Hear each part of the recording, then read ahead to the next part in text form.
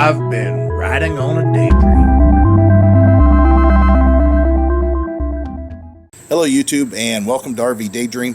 This is going to be a quick little blurb of a problem that I've been experiencing for a long time. We finally got it solutioned out and I wanted to share that with you. We park our camper in our yard basically, or our driveway yard. It's kind of a mix match there. It used to be driveway, then it became yard, and then we made it driveway again. So there's some gravel base and then there's not in certain areas. The problem that we have with that is a couple things. The camper was really hard to level, and number two, through the spring thaw or whenever it rained real heavily and the ditch overflowed, we would have a problem with the ground getting soft and the camper actually sinking. Not just this travel trailer, but also our pop-ups that we had in the past.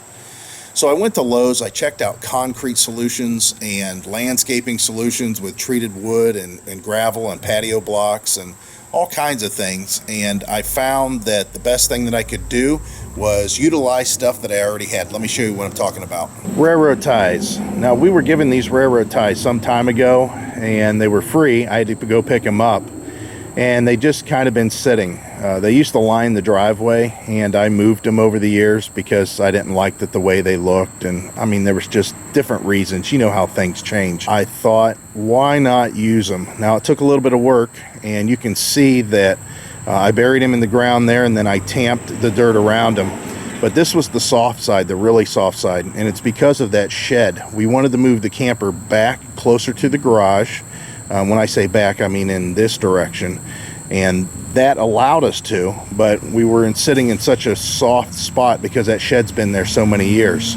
Now on the other side, this was the exact opposite. This was pretty firm because this was part of the driveway that used to be here years ago. There was a lot of gravel base that was involved that needed to be cultivated up.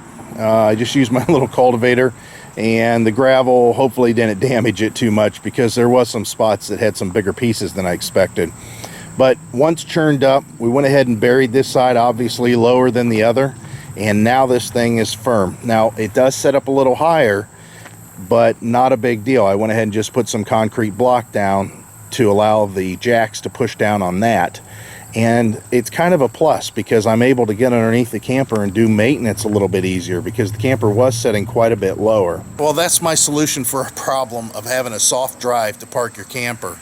I don't know if it's something that you want to do. It's not exactly easy work, but it is cheap work. I mean, my labor's free whenever I'm doing something for myself, so that's what I went with. We didn't have to spend any money and we utilized what we had. But even if you have to go purchase landscape ties or railroad ties, you can usually find them pretty cheap. I found them on Craigslist sometimes for free, like in this case, or as little as $5–10 a piece. Even at $10 a piece, I got 4 of them. That's $40, and I have a firm base that's going to last a long time. I hope this helps out. I appreciate you watching and hope to see you out there. Bye.